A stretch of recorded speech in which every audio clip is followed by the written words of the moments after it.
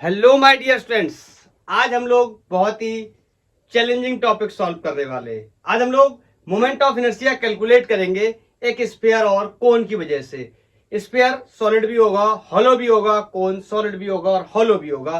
तो चलो सबसे पहला हेडिंग लगा लेते हैं, MOI, moment of inertia of hollow sphere about its diameter. It means axis of rotation कहां से पास कर रहा है? डायमीटर से पास कर रहा है। स्टार्ट करने से पहले मैं आपको एक दो बात बताना चाहता हूं।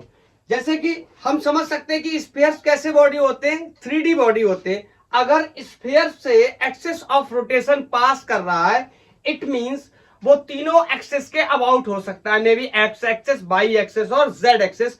आप इस चीज को इस तरीके से फील कर सकते हैं, जैसे अगर आपके पास कोई क्रिकेट बॉल है तो बॉल के सेंटर से अगर आपको डायमीटर से पास करना तो आप इस तरीके से भी पास कर सकते हैं, ऐसे भी पास कर सकते हैं, ऐसे भी पास कर सकते हैं, इस तरीके से भी पास कर सकते हैं।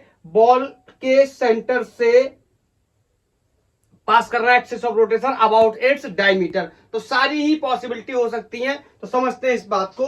मेरे पास ये कोई लेट्स से एक स्फीयर है and the sphere is hollow. Hollow sphere है, इसका रेडियस लेट्स से कोई कैपिटल आर है और मेरे को क्या करना है, मेरे को इसका MOI मोमेंट ऑफ इनर्शिया निकालना है। इसका मोमेंट ऑफ इनर्शिया हम दो तरीके से कैलकुलेट कर सकते हैं। एक तरीका काफी मैथमेटिकल और कॉम्प्लिकेटेड हो सकता है from the point of view of students. एक और इजी तरीका है जब हम कोऑर्डिनेट या एक्सिस का सहारा लेकर के सॉल्व कर सकते हैं। तो आई थिंक मुझे दूसरा तरीका ज्यादा सुटेबल लगता है जिससे स्टूडेंट समझ सकते हैं, तो मैं उसको फॉलो करने की कोशिश करूंगा।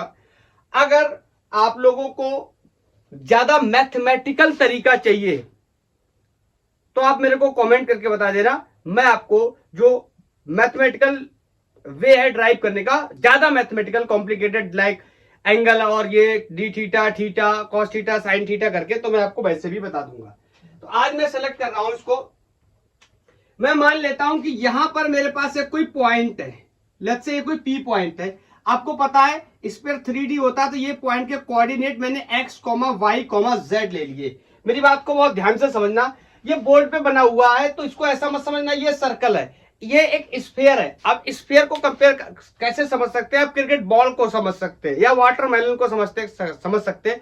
Watermelon is not exactly sphere, लेकिन हम उसके स्पेस को समझ सकते हैं। तो यहां पर ये जो पॉइंट है ये एक्स एक्सिस, वाई एक्सिस और जेड एक्सिस तीनों में पाया जाता है। इसका मतलब अगर मैं मोमेंट ऑफ इनर्शिया कैलकुलेट कर रहा हूं about its diameter, let's say मैंने ऐसे डाल दिया। यहां पर मैं आपको एक बात बताता हूं, इस पॉइंट के अबाउट में कोई भी लाइन खींचूं जो डायमीटर के अबाउट जाए तो ये हर बार में इसको दो बराबर भागों में बांट देगा। आप कहीं से जाकर के देखो, आपको सेम थ्योरी नजर आएगी। कोई भी एक लाइन उठा लो, अगर आपने ये वाली लाइन उठा ली तो ये दो बराबर बन गए, ये उठा ली तो ये दो बराबर बन गए, ये उठा ली तो ये दो बराबर बन गए, ऊपर और नीचे। समझ रहे हो ना मैं क्या बताने की कोशिश कर रहा हूं? तो इसका मोमेंट ऑफ इनर्शिया एक्स के लॉन्ग भी होगा, वाई के लॉन्ग भी होगा, जेड के लॉन्ग भी होगा। और मोमेंट ऑफ इनर्शिया की सिंपल थ्योरी क्या होती है कि मैंने मान लो यहां से कोई मैंने कहा कि मैंने क्या काट लिया, एक डीएम मास काट लिया और मैं मोमेंट ऑफ इनर्शिया कैलकुलेट कर रहा हूं अबाउट एक्स। अभी MOI अबाउट एक्स कितना होगा? तो क्या कहूंगा मैं कि मोमेंट ऑफ इनर्शिया इस छोटू से मास का in the x direction is going to be, बोलो क्या होता है, परपेंडिकुलर डिस्टेंस इनटू मास का स्क्वायर। तो परपेंडिकुलर डिस्टेंस अगर मैं एक्स में बात कर रहा हूं तो एक्स में लूंगा इनटू डीएम और इसको अपन क्या कर देते हैं, इंटीग्रेट। तो ये हो गया MOI about x. Is that clear?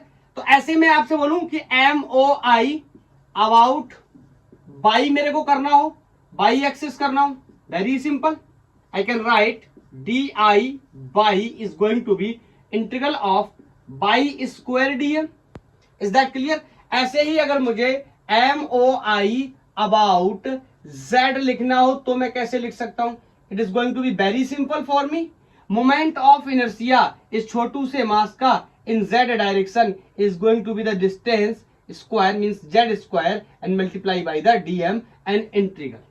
क्योंकि ये पॉइंट तो 3D में है, ऐसे सारे ही पॉइंट कहां होंगे 3D में होंगे, तो इस एक पॉइंट का या इस एक एलिमेंट का मोमेंट ऑफ इनर्शिया x के अलोंग निकालूं और इसको जोड़ दूं तो इसके सारे एलिमेंट का moment of inertia in x मिल जाएगा।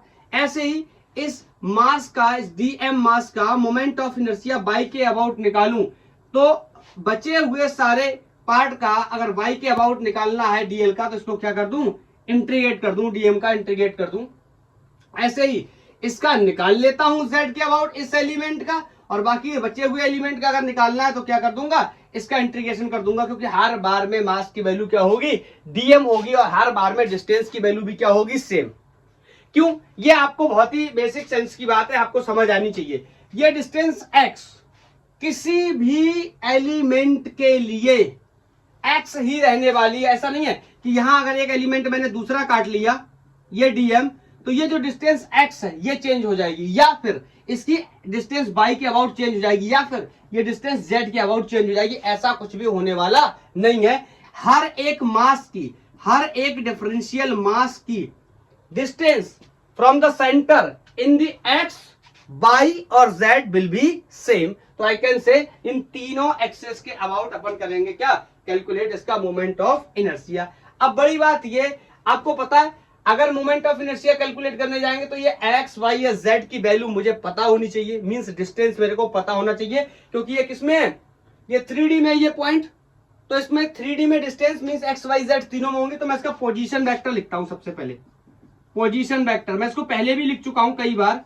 और पोजीशन वेक्टर अगर मान लो मुझे इसका लिखना हो तो आपको पता है मैं लिख सकता हूं कि r square will B x square plus y square plus z square, या वेक्टर में लिखना चाहो तो x i cap by j cap plus z k cap, क्योंकि तीनों एक्सेस के अबाउट इसका क्या होगा, पोजीशन वेक्टर होगा,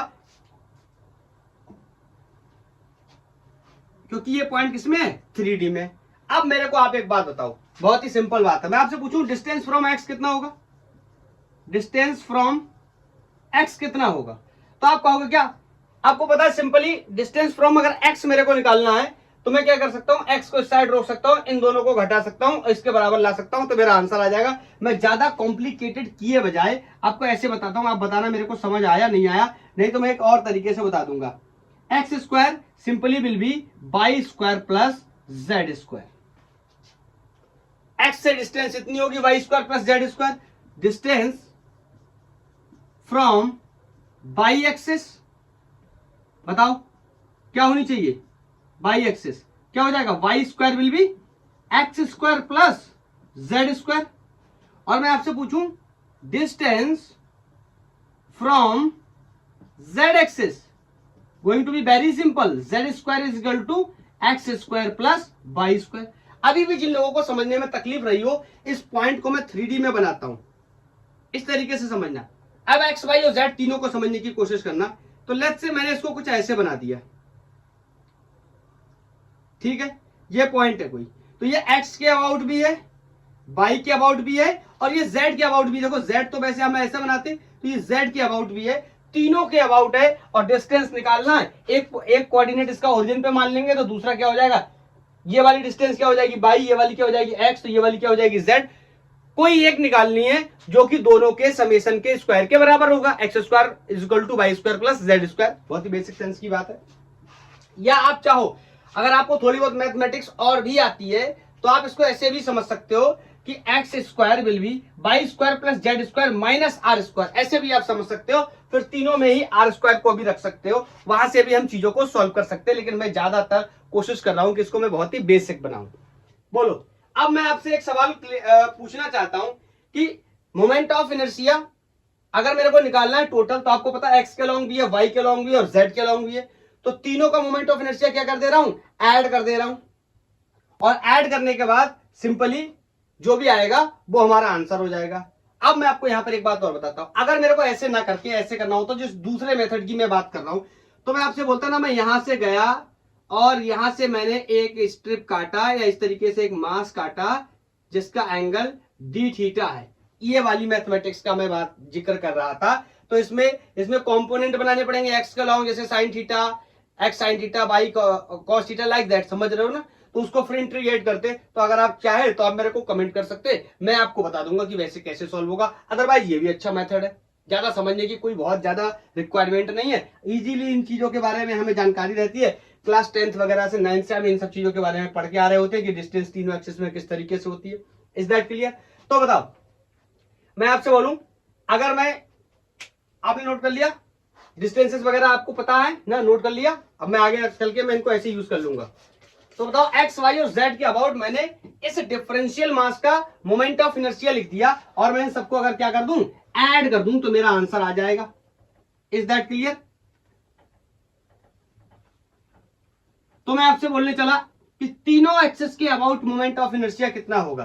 तो पहले तो जो एक्स वाई और जेड में मैंने लिखा था, उनके डिफरेंशियल फॉर्म से उसे नॉर्मल फॉर्म में कन्वर्ट कर लेते हैं। Like moment of inertia in x, या बाई लिख दिया, तो y will be y square d m. Moment of inertia in x will be I x will be x square d m, and moment of inertia in z is going to be z square dm। तो मैं आपसे एक सवाल पूछता हूं, अब बताओ, try to feel it. ये एक मेरे पास बॉल है, ठीक है, या स्फीयर है, और उसके अंदर से मैंने डायमीटर के अबाउट एक्सिस ऑफ रोटेशन बना रखा है, और मुझे मोमेंट ऑफ इनर्शिया निकालना है। तो मैं बोलूंगा आपसे कि टोटल MOI अबाउट डायमीटर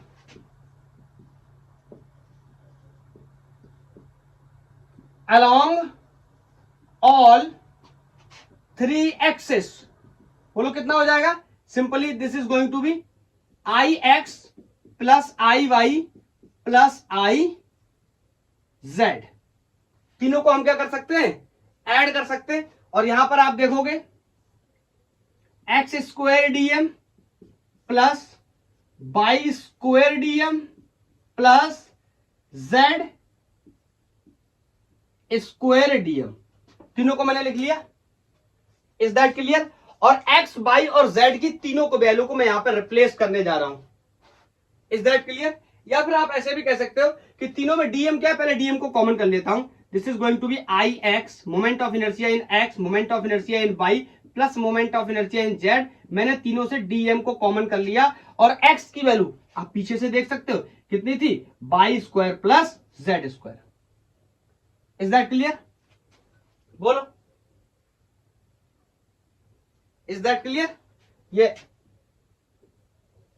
ठीक है, मैंने यहां पे ये डीएम को कॉमन कर लिया।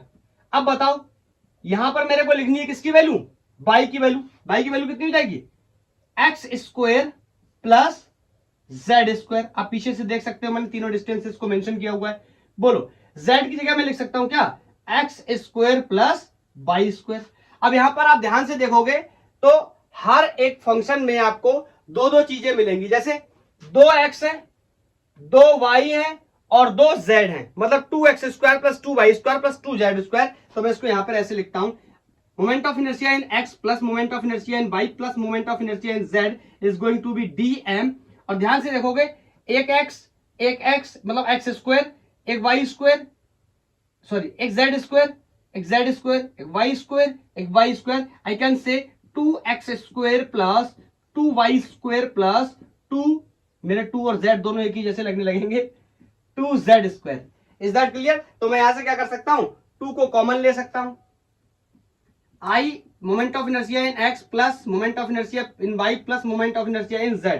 तो ये क्या होगा, ध्यान से देखो, ये 2 बाहर आ जाएगा, इंटीग्रल ऑफ डीएम, यहां से 2 बाहर आ गया, ये हो गया x square plus y square plus z square. ये पहचान रहे हो ना, x square plus y square plus z square. यही पोजीशन वेक्टर आर स्क्वायर के बराबर हो जाएगा।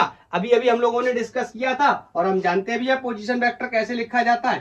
तो I can say I x moment of inertia in x, moment of inertia in y plus moment of inertia in z is going to be 2, अब बहुत ही आसान लगने लगेगा आपको, 2r स्क्वायर dm। यही तो एक बेसिक तरीका था ना हमारा क्वेश्चन को सॉल्व करने का।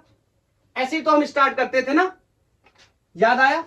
ऐसे तो स्टार्ट करते थे ना किसी का मोमेंट ऑफ इनर्शिया निकालना।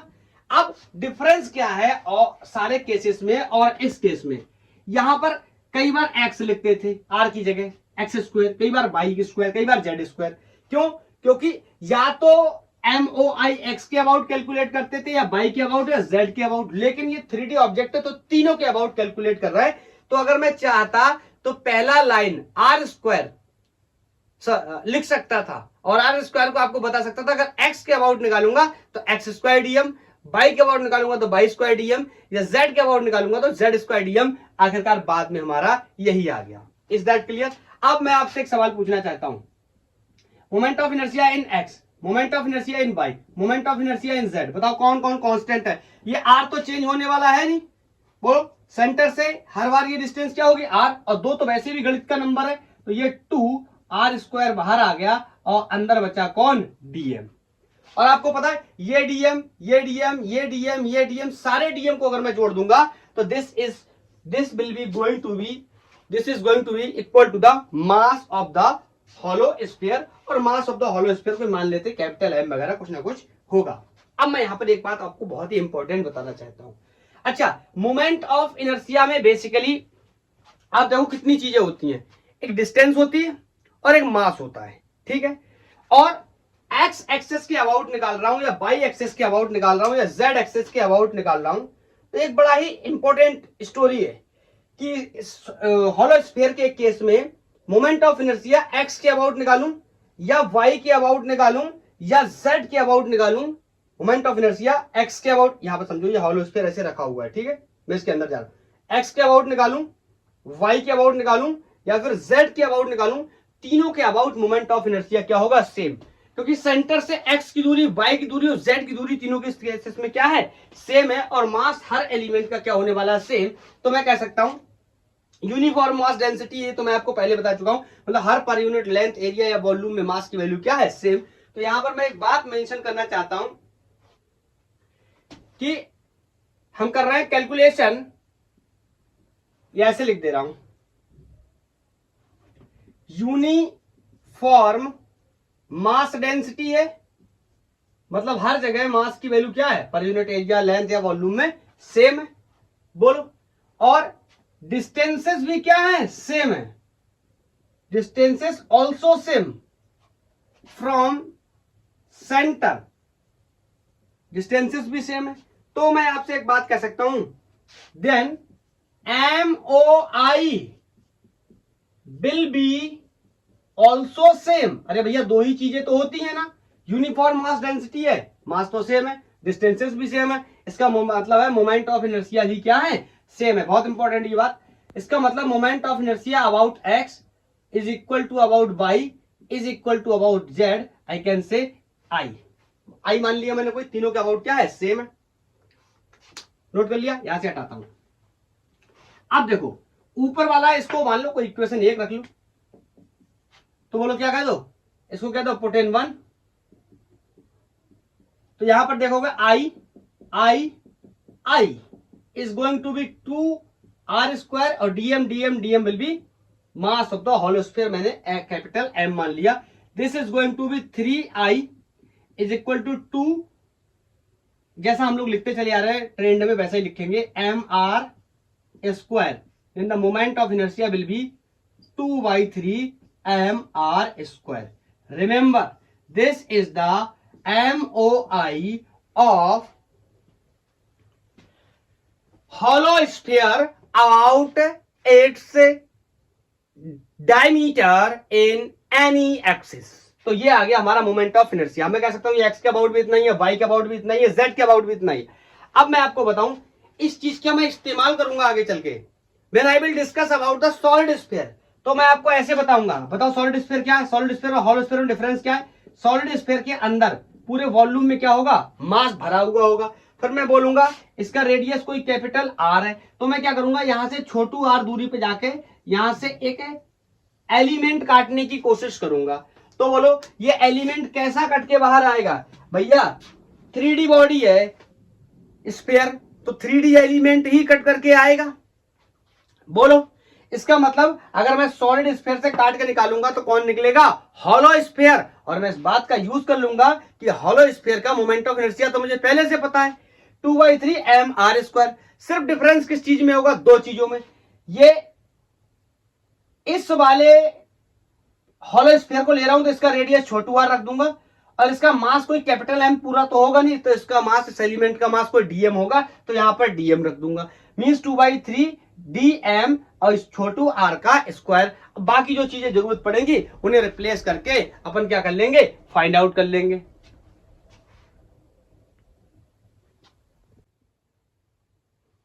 तो याद रखना इस रिजल्ट को। Okay, this is the MOI moment of inertia of hollow sphere about its diameter. ठीक है, एनी डायमीटर। चलते चलते क्या हुआ था, कैमरा घूम गया उस वजह से ये सब थोड़ा सा सेटलमेंट खराब हो गया था इसका सेटअप, तो थोड़ा सा ठीक करना पड़ा। That's okay. चलो नेक्स्ट आर्टिकल है अपना, MOI कैलकुलेट करेंगे सॉलिड स्फीयर का about it's any diameter. Okay, MOI of solid sphere about its diameter. थोड़ा आसान हो जाएगा इन कंपेरिजन टू हॉलो, क्योंकि बेसिक तो हम ड्राइव कर चुके हैं। तो मैंने इस बार ये कोई एक हॉलो नहीं है, ये सॉलिड स्फीयर ले लिया। स्फीयर कैसी बॉडी होती है? 3D बॉडी होती है। बोलो, मैंने मान लिया इसका रेडियस कोई क्या है? कैपिटल R है। फिर क्या करेंगे? वही पुरानी थ्योरी, मात्र एक आर्टिकल ऐसा है जिसमें उस थ्योरी को मैंने बदला है, and that is hollow sphere. वरना मैं बार बार उसी से कर रहा था। मैं चाह तो रहा था कि हॉलो को भी मैं वैसे ही सॉल्व करूं जैसे अपन सबको सॉल्व करते आ रहे थे, लेकिन मैथमेटिक्स काफी ज्यादा कॉम्प्लिकेटेड लग रही थी, तो समझने में हो सकता है कुछ लोग को दिक्कत होती, क्योंकि बायोलॉजी के स्टूडेंट्स भी पढ़ते हैं फिजिक्स, दैट्स वाई। सिर्फ मैथमेटिक्स वाले पढ़ते होते तो उसी से बताता। चलो अभी अपन क्या करेंगे, यहां से लेफ्ट से कोई x से r दूरी जाएंगे और यहां से क्या करेंगे? एक स्फीयर कट करने की कोशिश करेंगे। बोलो, यहां से गए x दूरी मान लो, और यहां से एक एलिमेंट काटा। मैं आपसे एक सवाल पूछना चाहता हूं, ये एलिमेंट का जो ज्योमेट्री है वो किस तरीके का होगा? ये बोर्ड को देख करके मत समझना, क्योंकि बोर्ड तो एक 2D ऑब्जेक्ट है, तो इस पे तो अपन जो भी बनाएंगे वो 2D ही लगेगा। तो बोर्ड पे तो 3D ऑब्जेक्ट को बना नहीं सकते। तो लेकिन आपको इसको फील करना है। मैंने आपको बहुत बार बताया था, हर बार में मैं आपको बताता हूं कटिंग के बारे में, कि कटिंग करेंगे तो क्या निकलेगा, क्या निकलेगा, ये ज्यादा इंपॉर्टेंट होता है हमारे लिए। उसी से हम डिसाइड करते हैं आगे की चीजों को। तो चलो यहां पर मैंने काटा, बताओ ये कैसा है? सॉलिड स्फीयर से काटा मैंने, अभी भी आपको बताया था हॉलो स्फीयर निकलेगा। लेट्स से ये अपना कोई क्या है? एक हॉलो स्फीयर है, और इसकी मोटाई लेट्स से कोई dx है, थिकनेस कोई dx है, और ये जो रेडियस है ये कोई x है, और इसमें आपको पता है इस तरीके से मास भरा होगा। अब मैं आपसे कहूं इसका मास कितना होगा? आपको होगा dm मास मान लेंगे इसका। तो मैं आपसे पूछूं इसका MOI मोमेंट ऑफ इनर्शिया कितना होगा? तो आप बोलोगे very simple, I can write DI is going to be 2/3। Hollow sphere का मोमेंट ऑफ इनर्शिया 2/3 mr² होता था। इसका मास कितना है? dm, और r कितना है? माने x²। This is the moment of inertia of this hollow sphere. लेकिन आपको पता है ये अकेला जो मैंने काट के निकाला है, ये अकेला स्फीयर तो होगा नहीं। ऐसे ही मैं कहीं पर भी जाके काट के निकालूंगा। लेफ्ट से मैं आगे कोई और डिस्टेंस गया, यहां से एक हॉलो स्फीयर निकलेगा। ऐसे ऊपर गया तो यहां से और एक हॉलो स्फीयर निकलेगा। लाइक दिस हॉलो स्फीयर बनते ही चले जाएंगे। बोलो, तो मेरे को सारे हॉलो स्फीयर्स का अगर मैं क्या कर लूं, मोमेंट ऑफ इनर्शिया कैलकुलेट कर लूं और जोड़ दूं, तो किसके बराबर हो जाएगा? Moment of inertia of the solid sphere. मैं वही कर रहा हूं, मैंने एक का निकाला और बाकी सबका भी निकाल रहा हूं, मतलब बाकी सबका क्या करूंगा? निकाल के जोड़ दूंगा। मतलब वही काम मैं कर रहा हूं by the help of integration. सबका निकाल के जोड़ दे रहा हूं। तो ये हॉलो स्फीयर का मोमेंट ऑफ इनर्शिया सबका जोड़ने के बाद ये किसमें कन्वर्ट हो जाएगा? एक सॉलिड स्फीयर में। तो मेरे को क्या मिल जाएगा? सॉलिड स्फीयर का इनर्शिया। अब बड़ा क्वेश्चन मेरे दिमाग में ये आ रहा है कि इस dm मास को मैं क्या लिखूं, तो मैं आपको यूनिटरी मेथड का इस्तेमाल कर करके बार बार बताता हूं।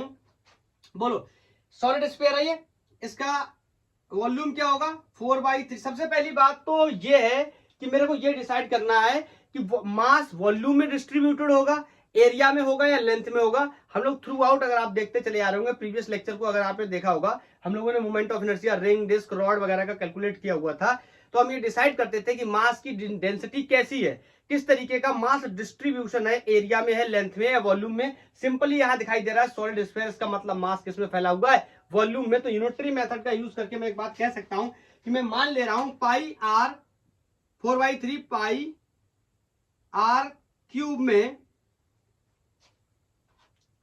कितना मास है, लेट्स से कैपिटल एम मास है। मैं मान ले रहा हूं कि ये जो मेरा स्फीयर है, सॉलिड स्फीयर है, इसका मास कितना है, कैपिटल एम है।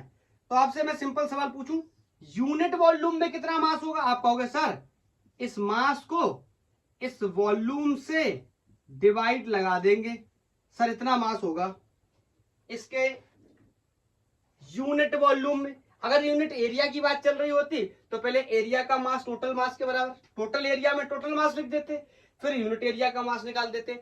अब बड़ा सवाल है कि इस वॉल्यूम में या इस हॉलो स्फीयर के वॉल्यूम में कितना मास होगा। तो सबसे पहला सवाल तो यह है कि हॉलो स्फीयर का वॉल्यूम कितना होगा। तो अब आप ये मत बोल देना कि 4/3 पाई छोटू या एक्स क्यूब, ऐसा नहीं होगा। वॉल्यूम को किस तरीके से हम ड्राइव करते हैं ये हमें समझना पड़ेगा। अगर आप बेसिक मैथमेटिक्स, इतना बेसिक तो खैर मैं नहीं कहूंगा इसको, क्योंकि हमारे एजुकेशन सिस्टम में मुझे यहाँ पर इस पर्टिकुलर सिस्टम में थोड़ी सी प्रॉब्लम समझ आती है। प्रॉब्लम क्या है, मैं जब भी बचपन से पढ़ता चला आ रहा हूं या आप पढ़ते चले आ रहे हैं, तो एक बहुत ही कॉमन या फ्रिक्वेंट चीज है, आपको हमेशा बताया गया कि सर्कल का एरिया पाई आर स्क्वायर या किसी का वॉल्यूम 1/3 पाई आर क्यूब है। ये इस तरीके से बताया गया है, किसी का 4/3 पाई आर क्यूब एरिया ये, या 4 पाई आर स्क्वायर। मैं बोलना क्या चाहता हूं ये समझना। मेरे को कभी भी नहीं बताया जाता कि ये 4/3 पाई आर क्यूब क्यों है। Are you getting my point? या इसका surface area 4 pi r square क्यों है, या ट्रायंगल का एरिया 1/3 बेस इंटू हाइट क्यों है। अगर ये चीज बताई जाए तो अकॉर्डिंग टू मी ज्यादा इजी होगा टू अंडरस्टैंड कि how can be calculate area, volume या surface area of any trajectory. ये थोड़ा सा प्रॉब्लमेटिक है, इस वजह से बचपन से हम पढ़ते चले आ रहे हैं। इसका वॉल्यूम याद कर लिया, इसका एरिया याद कर लिया, ट्रायंगल का कर लिया, सर्कल का कर लिया, कोन का कर लिया, इसका कर लिया, उसका कर लिया, बट वी डोंट नो कि कैसे हम कैलकुलेट करेंगे। एक्चुअली हम इसको मैथमेटिक्स से कैलकुलेट करते हैं, क्योंकि ये सारी चीजें तो मैथमेटिकल है। तो कैसे कैलकुलेट करते हैं वो चीज मैं आपको बताने जा रहा हूं। देखो क्या होता है, इसको बार बार एक ही तरीका काट के इसको सीधा करो। मैंने आपको कई बार सीधा कर करके दिखाया है। मैंने रिंग को काटा था, रिंग को काट के सीधा किया था। मैंने आपको बताया था रिंग की लंबाई कितनी होती है, सरकमफेरेंस के बराबर, क्योंकि ये सर्कुलर है। रेडियस आपने एक्स मान रखा था, 2 पाई एक्स हो गई। इसका एरिया निकालना तो उसकी थिकनेस dx से मल्टीप्लाई कर दो। अब मुझे यहाँ निकालना है वॉल्यूम। तो वॉल्यूम में आपको पता है 3 पैरामीटर होने चाहिए, लंबाई गुणा चौड़ाई गुणा ऊंचाई, length into breadth into height. तो अगर मैं इसको, ये एक स्फीयर है, बोलो हॉलो स्फीयर है, तो आपको पता है इसका सरफेस एरिया कितना होता है, 4 पाई आर स्क्वायर होता है। तो एरिया में आप थिकनेस का मल्टीप्लाई कर दो, आपका आंसर हो जाएगा। या मैं आपको ऐसे भी बता सकता हूं कि आप इसको खोल लो और खोल करके काट लो, काटो इसको और काट करके खोलो, इसकी चादर बनाओ। मेरी बात समझ रहे हो? इसकी चादर बना दो, इसको ओपन करके इसका शेप चेंज कर दो। तो जब आप चादर बनाओगे ना, तो इस तरीके की तो चादर बनेगी। चादर की अपनी कोई थिकनेस भी होगी, बोलो। तो जब इस तरीके की चादर बनके तैयार हो जाएगी, और आपको पता है कि आपने इसको किससे खोला है, मतलब ये पहले स्फीयर था, तो स्फीयर का एरिया कितना हो जाएगा ये हमें बहुत अच्छे से पता है कि एरिया ऑफ स्फीयर को मैं लिख सकता हूं 4, यहां लिख दे रहा हूं, surface area will be 4 pi r square, and r is the radius of the sphere and this time x is the radius, so this is the area। और इसकी जो मोटाई है आप मान लो इसको कितना है dx, जो कि मैंने मान के रखा है। तो अगर आप इसमें dx का मल्टीप्लाई कर देंगे, मतलब एरिया इंटू थिकनेस, या आप इसको अब थिकनेस बोल लो, ऊंचाई बोल लो, कुछ भी बोल लो, तो यही बताओ क्या हो जाएगा, छोटू सा वॉल्यूम हो गया किसका किसका किसका छोटू सा वॉल्यूम हो गया, इस छोटे से जो स्फीयर को काट के निकाला है। अब बताओ अगर आपको निकालना है इसका कंप्लीट वॉल्यूम तो मैं कैसे निकाल सकता हूं, आपको पता है इस फंक्शन को अगर मैं इंटीग्रेट कर दूंगा तो इससे क्या मिल जाएगा मेरे को वॉल्यूम। मैं आपको ये बता रहा हूं ये कैसे आया, तभी आप समझ पाएंगे, नहीं तो मैं डायरेक्ट ये बता दूं कि मैं इसको ऐसे लिख लूंगा, फिर आपके दिमाग में ये सवाल पैदा होगा कि आपने ऐसे कैसे लिख लिया इसको। आप ये भी मेरे से सवाल पूछ सकते हैं कि 4 पाई एक्स स्क्वायर आपने कैसे लिख लिया, आपको कैसे पता है इसका सरफेस एरिया 4 पाई एक्स स्क्वायर है। हम इसको भी ड्राइव कर सकते हैं, बट ये मैथमेटिक्स की क्लास नहीं चल रही है, ये फिजिक्स की क्लास चल रही है, अपन एमओआई कैलकुलेट कर रहे हैं, तो मैं सारी चीजों को वो यहाँ पर बताऊं ये पॉसिबल तो नहीं है, लेकिन मैं आपको एक्चुअली उतनी चीजें बता सकता हूं या बता देता हूं जितने से अपना फिजिक्स का काम निकल जाए। तो बताओ अगर यहाँ पे जल्दी से मैं थोड़ा सा आपको करके बता दूं, जल्दी से थोड़ा सा करके बताऊं, बताओ इसको क्या करेंगे, इंटीग्रेट करेंगे, समझ ध्यान से, जल्दी से बता रहा हूं। इसमें 4 पाई क्या है, कांस्टेंट, आपको पता है। इंटीग्रेशन किसका हो जाएगा, एक्स का विद रिस्पेक्ट टू डीएक्स, सबको पता है एक्स का integration with respect to dx will be x cube by 3, everybody knows, बोलो एक्स क्यूब बाई 3, और लिमिट लगाएंगे तो बोलो मिनिमम लिमिट क्या हो सकती है 0 और मैक्सिमम लिमिट क्या हो सकती है रेडियस के बराबर, मतलब 0 से r, तो मैं लिमिट डालने जाऊंगा, ये कितना हो जाएगा r cube dv dv will be v, so this is going to be 4/3 pi r cube, यही तो लिखा था ना, इसीलिए तो मैं बोल रहा हूं कि हमारे सिस्टम में थोड़ी सी प्रॉब्लम है। हम ये याद करते हैं कि 4/3 pi r cube is the volume of this geometry means sphere. हमें अगर ये पता हो कि ये ऐसे आएगा, मुझे ऐसा लगता है, मैं हर चीज के बारे में नहीं जान सकता, मेरे को ऐसा लगता है अगर मेरे को ये पता हो ये निकालना कैसे, this is going to be more easy for me and I also think about the student, तो मेरे को लगता है स्टूडेंट्स के लिए भी ज्यादा आसान होगा। तो समझ गए ना। हाँ, अभी कोई मेरे से ये क्रॉस क्वेश्चन पूछ सकता है कि आपने ये सरफेस एरिया लेके इंटीग्रेट कर दिया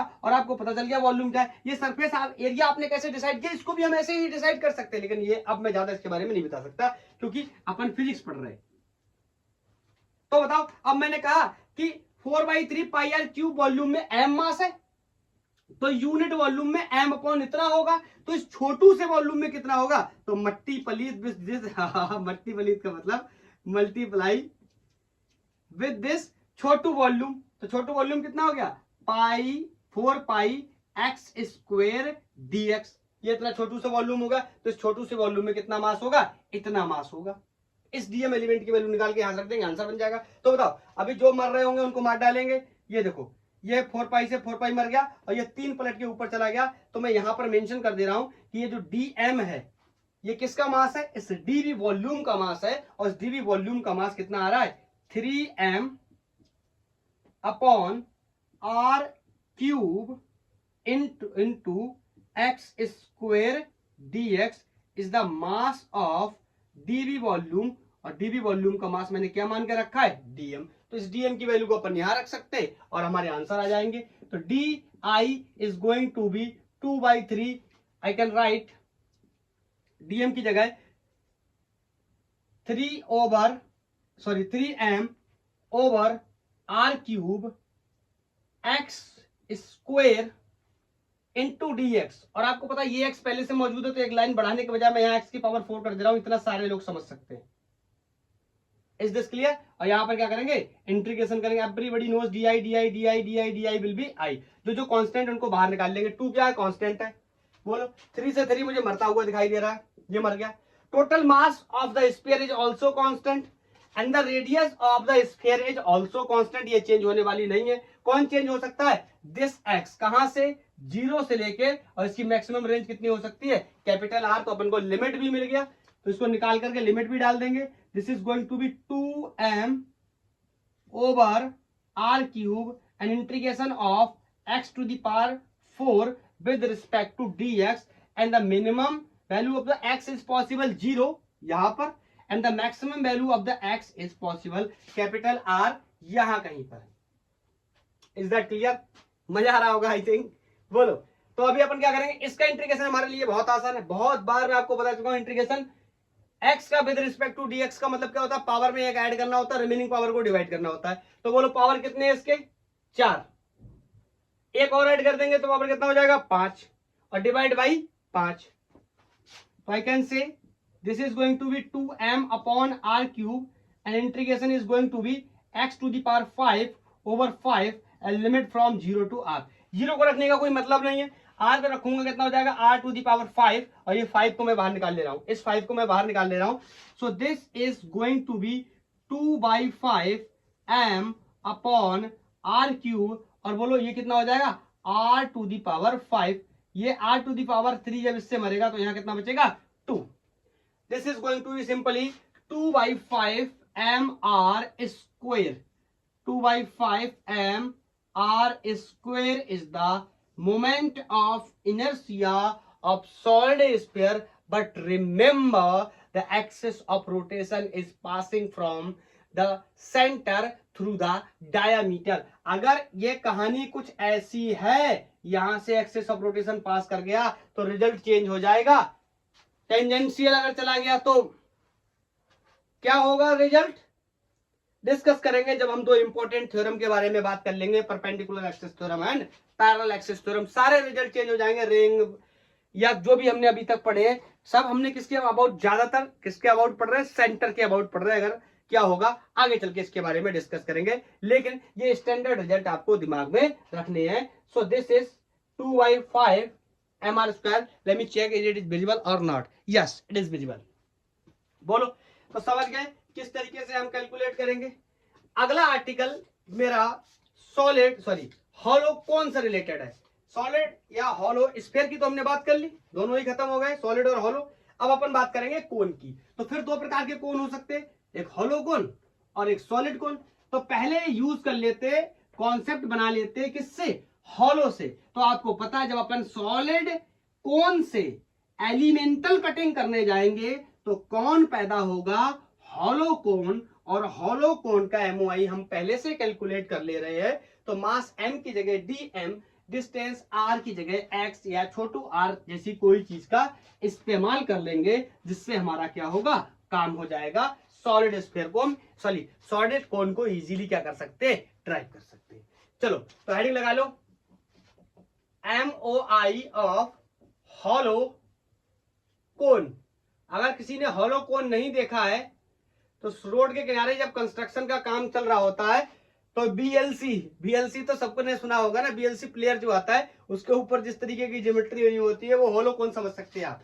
चलो मैं यहाँ पे बनाता हूं, ये अपने पास एक हॉलो कोन है। और जो लोग और भी समझना चाहते हैं मैं उनको ऐसे बता सकता हूं, जब भी हमारा हैप्पी वाला बर्थडे होता है तो जो हम कैप लगाते हैं उसको भी अपन हॉलो कोन की तरह ट्रीट कर सकते हैं। हाँ अब अपन यहाँ पर डिस्कस करने जा रहे हैं। चलो मैं यहाँ पर कुछ बनाता हूं, इस तरीके से हॉलो कोन मैंने बना लिया। बोलो मैं इसका सबसे पहले तो हमें एक्सिस ऑफ रोटेशन डिसाइड करना पड़ेगा। मैं आपको बहुत बार बता चुका हूं, बिना एक्सिस ऑफ रोटेशन डिसाइड करे हम नहीं काम कर सकते। तो मैं मान ले रहा हूं ये यहां से इस तरीके से, ये है अपना axis of rotation. Is that clear? हर बार मानते, अगर मैं कहीं भूल गया तो आप मान लेना। ये हो गया एक्सिस ऑफ रोटेशन। और लेट्स से कि ये जो कोन है इसका रेडियस क्या है, कैपिटल आर, और ये जो स्लैंट हाइट है इसको मैं बोल दे रहा हूं कैपिटल एल, और इसका जो मास है लेट्स से कैपिटल एम है इस हॉलो कोन का। अभी मेरे को निकालना है MOI, moment of inertia of this hollow cone. तो अपन क्या करेंगे, फिर से वही बात है, एलिमेंटल कटिंग करेंगे। तो मैंने बोल दिया लेट्स से यहां से मैं कोई एक्स डिस्टेंस नीचे गया, आप यहां से जा सकते हैं, नो प्रॉब्लम। यहां पर मैं काटूंगा। मैं आपसे एक सवाल पूछना चाहता हूं बस, अगर मैं इसमें कटिंग करूंगा तो कौन सी ज्योमेट्री पैदा होगी। आपको यह बात समझाने की मुझे बिल्कुल भी ज्यादा रिक्वायरमेंट नहीं है। आप बर्थडे वाली कैप को अगर महीन महीन इस तरीके से काटेंगे तो पतले पतले छल्ले नुमा स्ट्रक्चर बाहर निकल के आएंगे। इट मींस कौन निकलेगा, रिंग निकलेगा। और रिंग का मोमेंट ऑफ इनर्शिया हमें पहले से पता है कितना होता है। इज दैट क्लियर कि रिंग का मोमेंट ऑफ इनर्शिया कितना होता है, किसी को इसमें कोई डाउट नहीं होना चाहिए। हम लोग डिस्कस कर चुके हैं कि रिंग का moment of inertia mr square होता है। r is the radius of that ring and m is the mass या total mass of the ring. अब यहां पर रिंग कौन है, एलिमेंटल, तो मास क्या हो जाएगा dm, और इसका जो रेडियस होगा वो हम जो भी मानेंगे वो हो जाएगा। तो मैंने माना कि मैंने यहां से ये काटा इस तरीके से। अब मैं इसको बाहर निकालता हूं, ये एलिमेंटल रिंग मैंने काटा, बोलो ये जो एलिमेंट मैंने काटा है ये किस रूप का है, किस शेप का है, ये रिंग शेप का है, और मैंने मान लिया इसका रेडियस कोई मैंने क्या ले लिया, आर ले लिया, और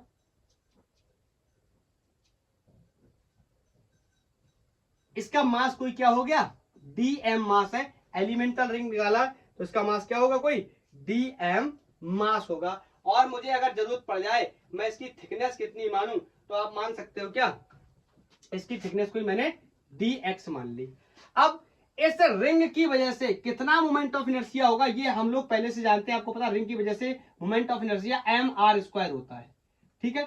बट ये एलिमेंटल रिंग है तो इसका मोमेंट ऑफ इनर्शिया छोटा सा हो जाएगा, कितना, di, और वैल्यू कितनी हो जाएगी, dm, m की जगह dm और r की जगह दिस छोटू r, ठीक है। अपन अगर इस एक रिंग का निकाल लें और बाकी ऐसे जाके कटिंग करते रहे, ऐसे कटिंग करते रहे, तो बताओ सारी रिंग्स मिल जाएंगी। तो सारे रिंग्स का क्या कर लें, ऐड कर लें, इसका मतलब क्या कर लें, इंटीग्रेशन कर लें। ये साइन धोखे से मेरे से तुरंत लग जाता है। ये एक का निकाल लिया, ऐसे ही बाकी सारी रिंग्स का निकाल लें, मतलब इसको क्या कर लें, सबका ऐड कर लें। बोलो, और आपको बहुत बार मैंने बताया ये डिस्टेंस है, ये मास है, ये एक दूसरे के साथ इंटीग्रेट नहीं होंगे, तो अपन को यहाँ क्या करना पड़ेगा, dm मास की रिक्वायरमेंट होगी। तो वो तो हमारा पुराना काम है, इसको निकालने जाएंगे dm मास को। तो सबसे पहले तो हम मास डेंसिटी के बारे में समझते हैं कि किस प्रकार की मास डेंसिटी है। अगर मैं आपसे पूछूं कि एक हॉलो कोन है तो मास कहाँ होगा, तो आप कहोगे सर बाहर सरफेस पे ही मास होगा, अंदर कोई मास नहीं होगा। इसका मतलब मास का डिस्ट्रीब्यूशन किस में है, एरिया में है, वॉल्यूम में नहीं है, लेंथ में नहीं है। Is that clear. एरिया में अगर इसका डिस्ट्रीब्यूशन है मास का, तो मैं आपसे कहूं कि इसका जो सरफेस एरिया है, अगर मैं आपसे बोल दूं पाई आर एल है, होता है, बोलो पाई आर एल में कितना मास डिस्ट्रीब्यूटेड है, m। Is that clear. तो यूनिट एरिया में कितना मास होगा, m upon pi R L. इतना क्लियर है। तो बताओ ये जो एलिमेंट काटा है, ये जो रिंग काटा है, इसके एरिया में कितना मास होगा। तो सबसे पहले बड़ा सवाल है इसका एरिया कितना होगा। मैं आपको बार बार बताता हूं, यहां से अपन क्या करेंगे, इसको कट कर देंगे और काट करके इसको क्या करेंगे, सीधा करेंगे। बोलो, सीधा करेंगे तो ये इस तरीके से बन जाएगा कुछ। बोलो, एरिया हमारे लिए बहुत ही बेसिक चीज होती है, निकालना लंबाई गुणा चौड़ाई। बताओ इसको काट के सीधा कर दिया तो इसकी लेंथ कितनी हो जाएगी, 2 पाई आर। ये बात मेरे से ज्यादा कोई नहीं पूछ सकता कि 2 पाई आर कैसे हो जाएगी। आपको पता है कि सर्कल की जो लेंथ होती है वो सरकमफेरेंस के बराबर होती है, और इसका सरकमफेरेंस कितना हो जाएगा, 2 पाई times of radius of this elemental ring. तो इस एलिमेंटल रिंग का रेडियस मैंने आर मान लिया, इसकी मोटाई मैंने क्या मान ली है, dx। तो आपको पता है अगर मेरे को इसका एरिया लिखना हो dA, this is going to be very simple, length into breadth, length is 2 pi r and breadth is dx। is that clear। कोई डाउट तो नहीं, बोलो। हाँ, अब इस एरिया में कितना मास होगा, तो इस एरिया का इसमें मल्टीप्लाई कर देंगे, पता चल जाएगा इस एरिया में कितना मास है। कुछ लोग कहना चाहते सर मैं इसका एरिया निकालना चाहता हूं, कितना एरिया होगा। आप निकाल सकते हैं। सर इसको इंटीग्रेट कर देंगे, हाँ बिल्कुल कर देंगे, लेकिन ये इंटीग्रेट होगा नहीं। क्यों नहीं होगा, मैं वजह बता रहा हूं। ये आर है, ये रेडियस है, ये थिकनेस है, तो इसको पहले कन्वर्ट करना पड़ेगा आपको, तब होगा, तब आप जाके इसका एरिया कैलकुलेट कर सकते हैं। लेकिन बेसिक क्या होता है, एरिया इतना, मेरा इतने से काम चल रहा है, तो मैं यहां पर क्या कर दे रहा हूं, अगर मैं इसको मल्टीप्लाई कर दूं इतने एरिया को 2 पाई आर इंटू dx में, मेरे को मिल जाएगा इतना मास होगा किसमें, इस एलिमेंटल रिंग में। जो मरता हुआ दिखेगा उसे मार के यहीं खत्म कर देंगे। तो बताओ इस इतने एरिया की वजह से जो मास मैंने dm माना था, उस dm की वैल्यू यहां पर मेरे को साफ होती हुई दिख रही है, 2m छोटू r dx upon capital R L। L क्या है, स्लैंट हाइट है। Is that clear. तो यहां पर मैं इसकी वैल्यू रखने चला। ध्यान से सुनते रहना, मेरी बातों को समझते रहना, जहां मैथमेटिक्स में प्रॉब्लम हो एक दो बार आगे पीछे करके थोड़ा सा देख लेना। 2m अपॉन आर एल, और ये डिस्टेंस इसके साथ कितना हो गया, r dx। यहां पर बचा, यहां पर भी एक r स्क्वायर पहले से मौजूद है, this is going to be r cube. Is that clear. अब मेरे को सबसे पहले यही डिसाइड करना होता है, जो कांस्टेंट है वो इंटीग्रेशन के बाहर आ जाएंगे और अपन क्या करेंगे, उनको निकाल लेंगे। तो सबसे पहले डिसाइड करते हैं कांस्टेंट कौन है, वेरिएबल कौन है। क्या मास कांस्टेंट है? Yes, the capital M is the mass of this whole cone, hollow cone, okay, and this R is the radius, this is also constant, and this L is the slant head, this is also constant। तो इसको मैं निकाल सकता हूं। मैं आपसे एक और भी गहरा प्रश्न यहां पर पूछने वाला हूं, एंड द क्वेश्चन इज, क्या स्मॉल r कांस्टेंट है या वेरिएबल है? तो आपका आंसर होना चाहिए sir small r is variable. क्यों? ये जो रिंग काटा है इसका रेडियस अलग होगा, इसका रेडियस अलग होगा, इसका रेडियस, अब देखो नीचे की तरफ क्या हो रहा है, चौड़ा होता जा रहा है, इट मींस इसका रेडियस बढ़ता जा रहा है। इसका मतलब मैं इसको बाहर नहीं निकाल सकता। सर अपन इसको क्या करेंगे, इंटीग्रेट करेंगे, अंदर रख के आर स्क्वायर dx। अब मेरे लिए यहाँ पर एक बहुत बड़ी समस्या पैदा हो गई। आप शायद इस बात को समझ नहीं रहे होंगे, आप कहोगे सर हाँ मैं भी समझ गया, ये तो x है, ये तो r है, ये कैसे इंटीग्रेट करेंगे? एक्चुअली इसका मीनिंग x या r से नहीं होता, इसका मीनिंग है ये रेडियस है एंड dx इज ये थिकनेस, मतलब dx बढ़ते बढ़ते बढ़ते बढ़ते कितना हो सकता है, कैपिटल L के बराबर। तो दोनों ही चीजें अलग अलग हैं, दोनों डिस्टेंस है इस बार, लेकिन फिर भी इंटीग्रेट नहीं होंगे। क्यों? क्योंकि एक क्या है, रेडियस है, और dx क्या है, किसी की थिकनेस है। Is that clear? तो क्या करेंगे, इनको कन्वर्ट करने की कोशिश करेंगे, इक्वेशन 1 बना लेते हैं। हाँ इसको कन्वर्ट कर सकते हैं, बहुत ही इजी। इसका एक रूल होता है, शायद आप लोग को पता भी होगा, कि इन दोनों के जो भी मैंने यहाँ पे काट के रखा है रिंग, या मैं इसको बता दूंगा आपसे, ऐसे करके यहाँ पर बना दे रहा हूं। मैंने दो कोण बना लिए, ये वाला कोण ले लिया, इसकी स्लैंट हाइट कोई स्मॉल x हो गई, इसका रेडियस क्या हो गया, स्मॉल r। ये बड़ा वाला जो कोण है इसका स्लैंट हाइट कैपिटल L है और इसका रेडियस कैपिटल R है। तो आपको पता है इनके रेडियस का रेशियो इनके स्लैंट हाइट के रेशियो के बराबर होता है, ये बात पता होनी चाहिए। अगर नहीं पता तो आज के बाद आप ये बात याद रखेंगे, छोटे क्लासेस में पढ़ाया भी जाता है। तो मैं बोल सकता हूं कि मेरे को क्या निकालना है, मान लो r निकालना है, तो r के साथ बना लेता हूं, इसका रेडियस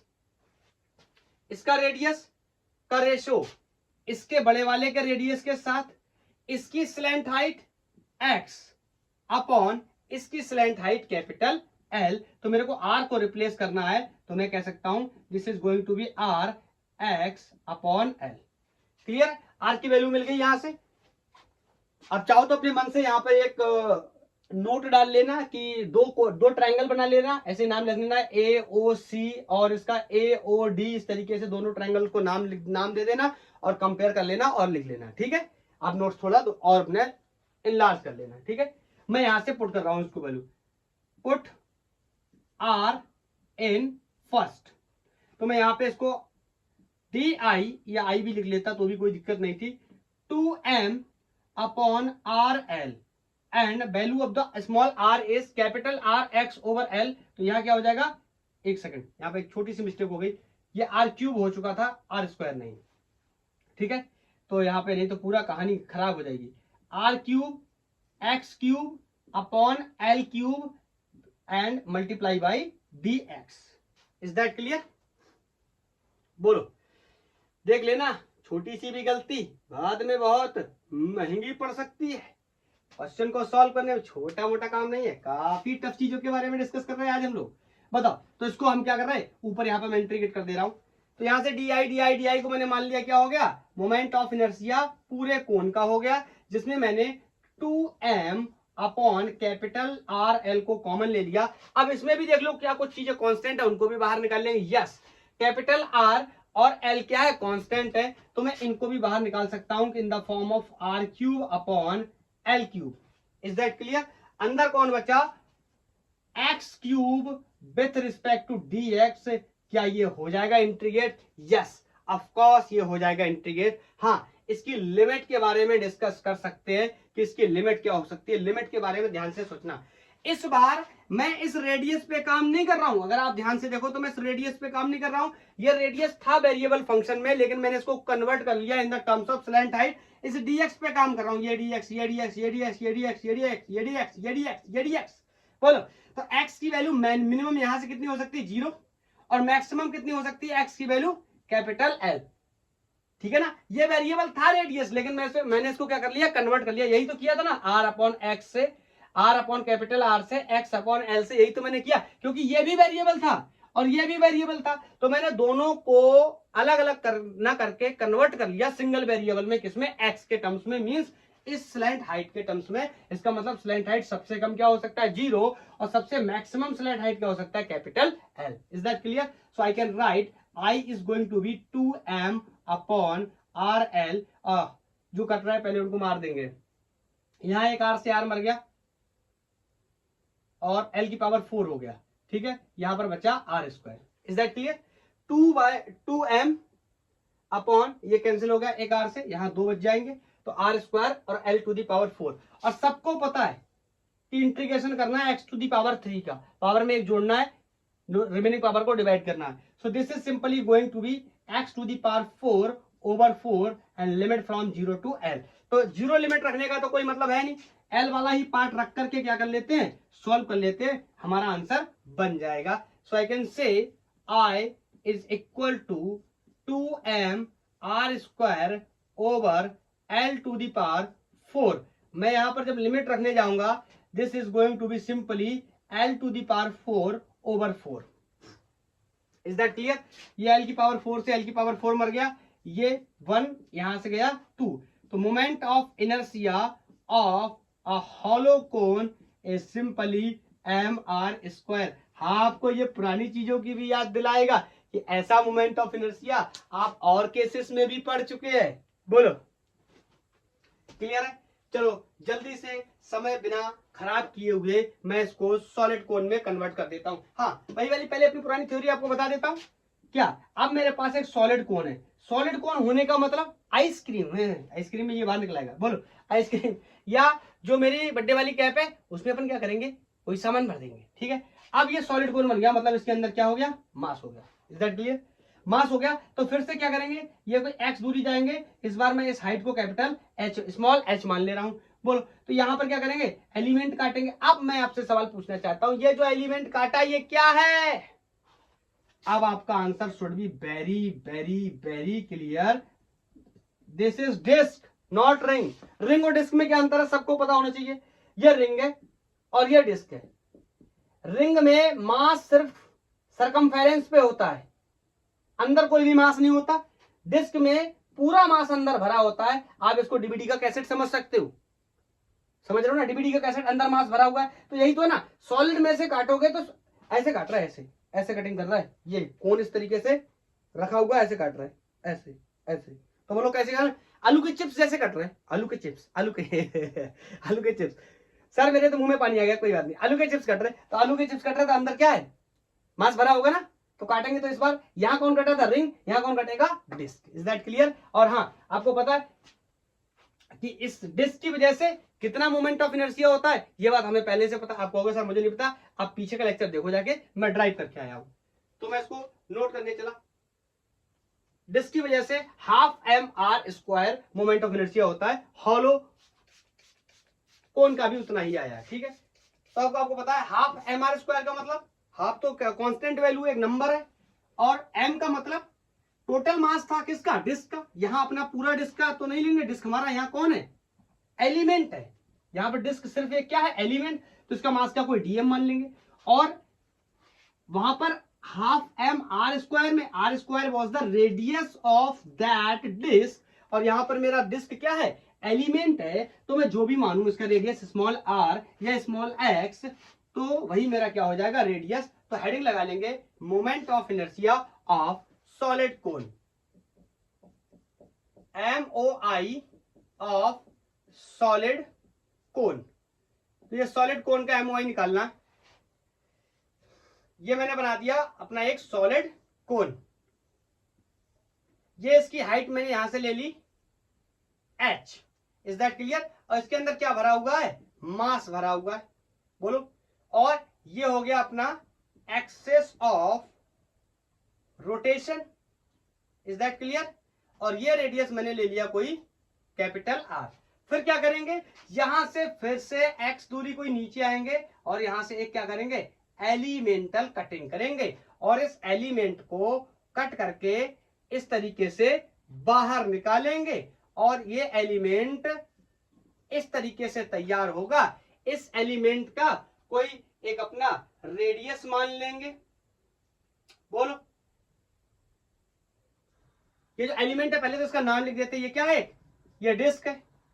और डिस्क के लिए आपको पता है इसकी कोई थिकनेस भी माननी पड़ेगी। लेट्स से इसकी थिकनेस कोई dx मान लेते हैं और इसका रेडियस कोई छोटू r मान लेते हैं। Is that clear? तो अगर मेरे को इस एलिमेंटल डिस्क का, मैं बार बार इस शब्द बोलता हूं एलिमेंटल, अगर ये कंप्लीट डिस्क होता तो I can say inertia, moment of inertia simply will be half mr square. लेकिन this is not the complete disc, क्योंकि इसकी जैसे यहाँ पे काटूंगा और दूसरा डिस्क आ जाएगा और दूसरा डिस्क आ जाएगा, जिसमें क्या होगा, रेडियस भी वेरिएबल है और स्लैंट हाइट भी वेरिएबल है प्रीवियस केस की तरह। तो मैं लिख सकता हूं कि इस छोटे से, वैसे मैं डिस्क का मोमेंट ऑफ इनर्शिया एक बार आपको लिख के बता दे रहा हूं, this is going to be half mr square होता है कंप्लीट डिस्क का। लेकिन ये एलिमेंटल डिस्क है तो इसका moment of inertia will be half, mass कितना हो जाएगा dm and distance will be छोटू r स्क्वायर। ये तो एक रिंग का हो गया, सॉरी एक डिस्क का हो गया, एक एलिमेंटल डिस्क का हो गया। ऐसे तमाम सारे एलिमेंटल डिस्क का निकालना है तो सिंपली मैं क्या कर दूंगा, इसको इंटीग्रेट कर दूंगा और मैं यहां पे लिख सकता हूं di। हाँ चलो अब आगे वही प्रॉब्लम हमारी पुरानी, क्या कि मुझे हटाना पड़ेगा मास को in the terms of distance. क्यों? क्योंकि नहीं कर सकते इंटीग्रेट मास को डिस्टेंस के साथ में, दो अलग अलग क्वांटिटीज है। चलो तो फिर से भाई पुरानी कहानी शुरू करते। तो सबसे पहला सवाल, सबसे पहले तो मुझे यह डिसाइड करना है कि किस तरीके की मास डेंसिटी है, वॉल्यूम में मास डिस्ट्रीब्यूटेड है या एरिया में मास डिस्ट्रीब्यूटेड है। हाँ ये बात कॉमन है कि ये जो डेंसिटी है, मतलब पर unit area, per unit volume या पर यूनिट लेंथ में मास की वैल्यू क्या रहने वाली, फिक्स रहने वाली है। Uniform charge, sorry uniform mass density है। चार्ज डेंसिटी एक्चुअली में क्लास 12th में होती है। बोलो, तो मैं यहां पे कह सकता हूं कि ये वॉल्यूम में फैला मास, अरे बोलो सॉलिड कौन है, तो सॉलिड कौन है बोलो, तो मैं कह सकता हूं क्या, 1/3 पाई आर एच। ये तो वॉल्यूम होता है ना, किसी कोन का वॉल्यूम क्या होता है, 1/3 पाई आर क्यूब एच में मैं कह सकता हूं कितना मास है, कैपिटल एम। मैं मान लेता हूं इसका मास क्या है, कैपिटल एम है। Is that clear? तो मैं आपसे पूछूं कि यूनिट वॉल्यूम में कितना मास होगा, this is going to be m upon 1/3 pi r cube into h. हाँ ये 3 पलट के ऊपर आ जाएगा, वो बाद में देख लेंगे। अब मेरा सवाल ये है कि इस इतने से में कितना वॉल्यूम होगा। तो फिर से भाई घिसी पिटी कहानी, बताओ इसका वॉल्यूम कैसे निकालेंगे, काट के सीधा करेंगे, ऐसे निकल जाएगा इस बार। कैसे? क्योंकि ये सर्कुलर डिस्क है, इसका एरिया तो मुझे पता होता है कितना होता है, पाई आर स्क्वायर। बोलो होता है, आर मैंने छोटू लिया था यहाँ, पाई आर स्क्वायर। एरिया पता है, मल्टीप्लाई कर दूं किसमें, अरे लंबाई गुणा चौड़ाई गुणा ऊंचाई, और लंबाई गुणा चौड़ाई क्या होता है, एरिया। ऊंचाई है थिकनेस, तो थिकनेस कितनी है, dx। This is going to be area. अब मल्टीप्लाई का साइन नहीं लगा रहा, सिंपली ऐसे लिख दे रहा हूं। तो ये बन गया क्या, छोटू सा वॉल्यूम। तो अगर मेरे को इस छोटे से वॉल्यूम में चाहिए कितना मास है, मैंने मान कर रखा है छोटे से वॉल्यूम में dm मास है। बोलो, तो मैं इस dm की वैल्यू अगर लिखने जाऊं तो पूरे में इतना, यूनिट में इतना, तो dx में कितना या dv में कितना, तो dv में इतना हो जाएगा पाई आर स्क्वायर dx। पाई से पाई यहां मरता हुआ दिखाई दे रहा है।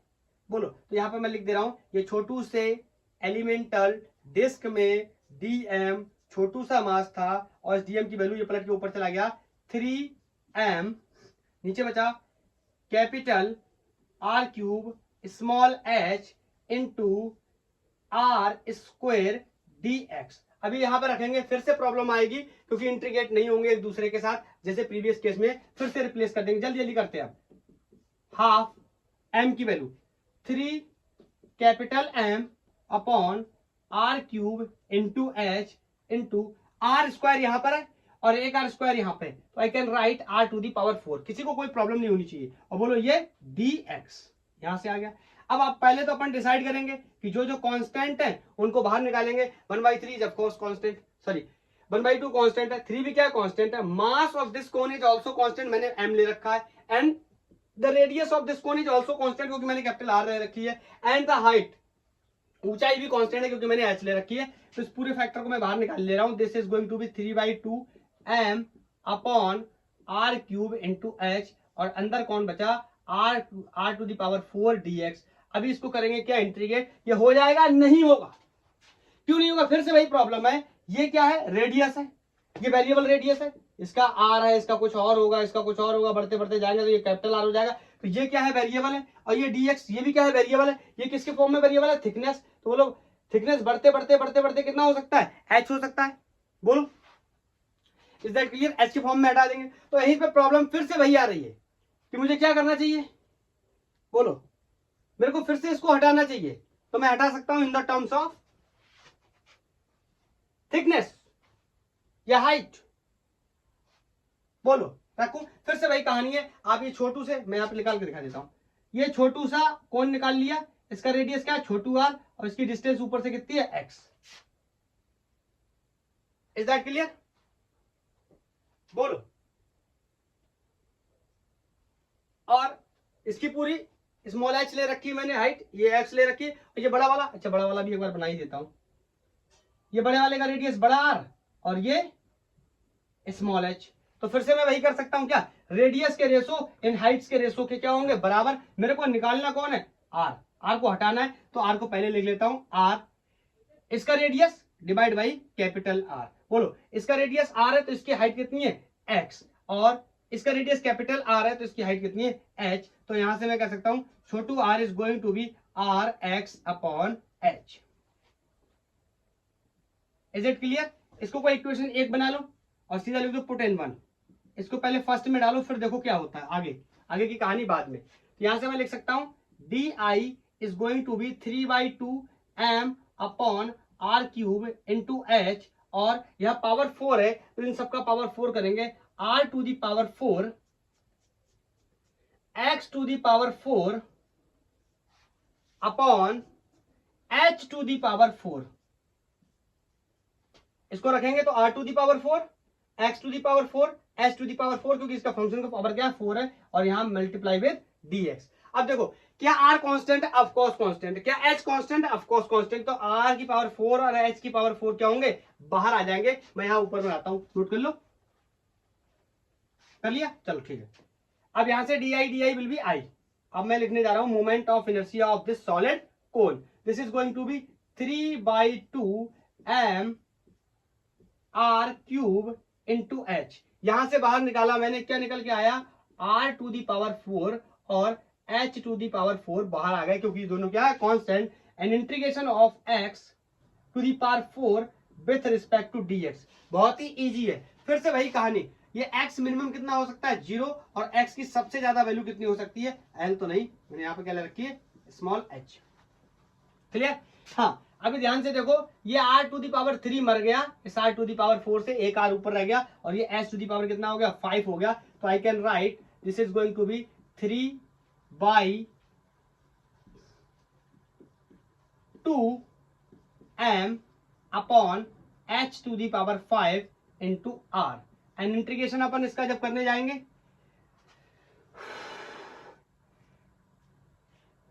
मेरे को ऐसा लग रहा है कुछ थोड़ा सा कहीं पे एक आर फिसल गया है, एक आर कहीं फिसल गया है, एक आर कहीं कम रह गया। ये आर स्क्वायर आना चाहिए यहाँ पर।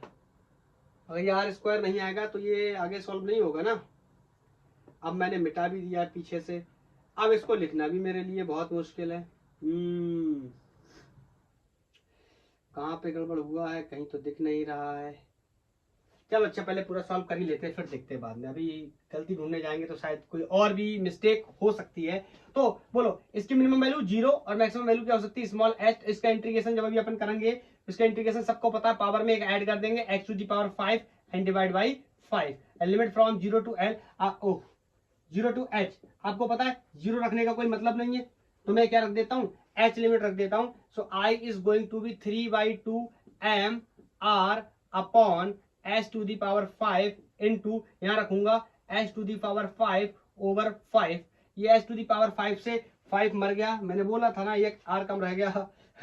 3/10 m r। आपको पता है moment of inertia m r के टर्म में कभी हो ही नहीं सकता, हमेशा डिस्टेंस के स्क्वायर के टर्म्स में होगा, एम आर स्क्वायर के टर्म्स में होगा। But I am not getting कि कहां पर, अब मैंने क्योंकि पीछे का साफ कर दिया तो it is going to be very challenging for me कि यहां पर कहीं पर थोड़ी सी एक आर की मिस्टेक हो गई है, कहां पर हुई है ये थोड़ा सा पता करना मुश्किल हो रहा है। 3/2 mr² मैंने लिखा था क्या? चलो अच्छा, मैं एक काम करता हूँ, ठीक है, आपके पास तो पूरा डेरिवेशन मौजूद है, या तो मैं इसको फिर से करूं, और मैं फिर से करूंगा तो आई नो ये बहुत ही फिर से लंबा हो जाएगा, टाइम बहुत खिंच जाएगा और लेक्चर की लेंथ बहुत ज्यादा हो जाएगी और लेक्चर खराब हो सकता है। तो इस वजह से मैं इस आर के चक्कर में दोबारा नहीं कर रहा, मैं आपको बता दे रहा हूँ 3/10 mr² आएगा। आप प्लीज आर को देख लेना कहीं पर, ये एक आर मेरा यहाँ r⁻³ आया है, अगर यहाँ पर r किसी भी तरीके से 5 हो जाए तो ये ठीक हो जाएगा, और r⁵ कैसे हो सकता है ये वही मैं सोच रहा हूं। हो गया बिल्कुल सही था ये। यहाँ पर मैंने जब r को बाहर निकाला था ना, ये पावर 4 है, यहाँ पर एक r पहले से मौजूद था, ये मैं लिखना भूल गया था, तो यहाँ पर ये r⁵ हो जाएगा, और ये जब 5 इससे कटेगा तो r² बचेगा, यहाँ पर भी r² बचेगा और r आ जाएगा। अब चेक कर लेना जो मैंने बोला, यहाँ पर r रहेगा एक, ठीक है, उसके बाद ये r4 बाहर आ जाएगा तो r5 हो जाएगा, और नीचे 3 से 5 कट जाएगा और ऊपर 2 बच जाएगा। दैट्स ओके, ठीक है, छोटी सी मिस्टेक थी कहीं पर, अब चेक कर लेना, ठीक है। तो अब हमें ये जितने भी रिजल्ट मैंने ड्राइव किए, चाहे रिंग का हो, चाहे डिस्क का हो, चाहे रॉड का हो, चाहे सर्कुलर डिस्क का हो, चाहे इंड के अबाउट हो रॉड या सेंटर के अबाउट हो, उसके बाद हम बात कर सकते हैं चाहे वो कोन हो या स्फीयर हो, सॉलिड कोन हो या हॉलो कोन हो, सारे ही रिजल्ट अब आपको क्या करने, ये स्टैंडर्ड रिजल्ट है, आपको याद करने पड़ेंगे। अगर आपने याद नहीं करे तो हम जब डिस्कस करेंगे पैरेलल एक्सिस थ्योरम का और परपेंडिकुलर एक्सिस थ्योरम का, तो वहां पर ये मान के डिस्कस किया करेंगे कि moment of inertia about this axis is 3/10 mr²। मैं वहां डायरेक्ट यूज कर दूंगा, फिर आप ये मत पूछना ये कहां से आ गया, तो आपको यहां से मैंने बताया ये कैसे आया है, नाउ आपको क्या होना चाहिए, याद होना चाहिए। तो आज की कहानी यहीं तक, बोलो इस तरीके से बेचारा MOI moment of inertia of continuous bodies क्या होता हुआ, खत्म होता हुआ। तो आज के लिए इतना ही, थैंक यू, धन्यवाद, पढ़ाई करते रहिए और बहुत ही अच्छे से आपको समझ आ गया होगा।